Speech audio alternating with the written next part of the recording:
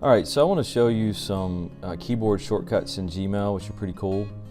And to check out to see which ones you have and to know how to do it, if you click on the settings here, the gearbox, we'll go to settings. And right here, keyboard shortcuts. And so here you have it listed of all the different things. There's a ton of different shortcuts, and I only use a very, very small percentage. Obviously, to compose, I like to use that one.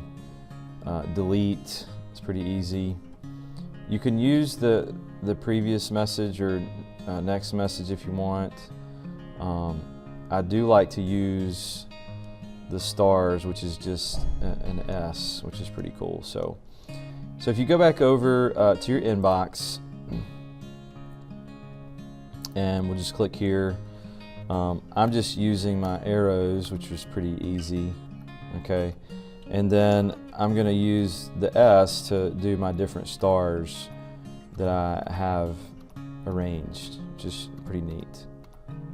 So pretty good stuff there.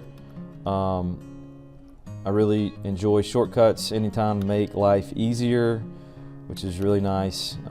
So here's compose, a quick compose that I can do there too. So anyways, good tidbit information.